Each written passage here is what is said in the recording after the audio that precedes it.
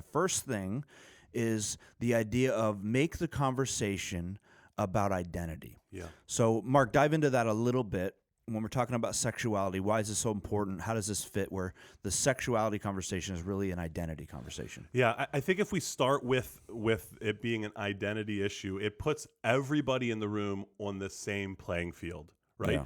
Because if we just make it about sexuality, it separates people. Right. But when we make it about identity, it puts us all in the conversation. And the reality is, a lot of sin issues are related to identity. This idea of who am I, right? Who am I? Who am I in relationship to God? How does God see me? How does other people see me? Right? You read through the Bible, it is what kicked everything off in the Garden of Eden. It was an identity issue, right? Yeah. Ultimately, it was a disobedience, but it was rooted in identity. It was Satan questioning, well, did God really? It was questioning God's identity. Did he really say that? His integrity, right? But then it was also shifting the framework for Adam and Eve to like, it really was about making them God, right? Who are you? Who is your relationship with God? Right. And so it all started with an identity issue.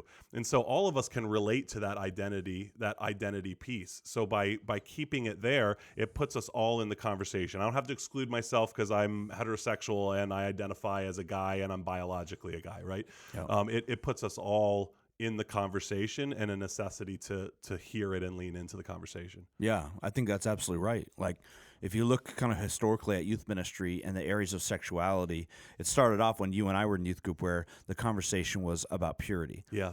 You know, I kiss dating goodbye, don't have sex before marriage. There was all kinds of traveling speakers. I mean, back in that time, they would have people that were doing school assemblies Yep. talking about abstinence and all kinds of different stuff. Honestly, a lot of it was fear-based. A lot of it was, I think, meant well, but it was very much behavioral. Don't do this because it's bad. It could have bad effects on you. And it's not what God wants for you. God doesn't want you to do these things or enjoy these things. That was kind of the framework. Well, then it shifted, and you and I are no longer in full-time youth pastors, but as during the time we were, it was really predominantly conversations about homosexuality. Yeah.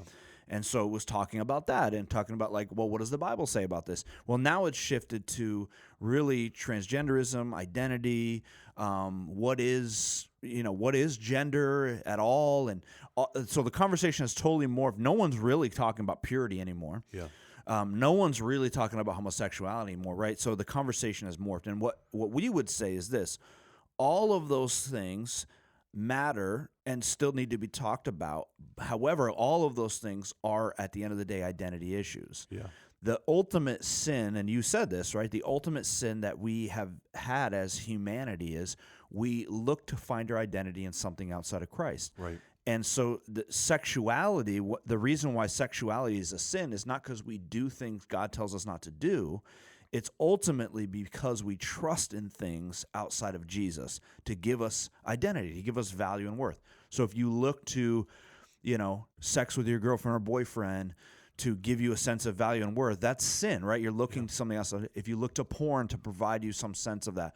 Same thing with homosexuality. If you think I'll be happy if I can just live out this sexual desire I have, then I'll finally be complete. And of course, the transgender movement is the same thing. At the end of the day, it's all about putting our hope and trust in an identity outside of Christ. And that's what makes it a sin issue, and ultimately what makes it an issue that will never satisfy us and never complete us.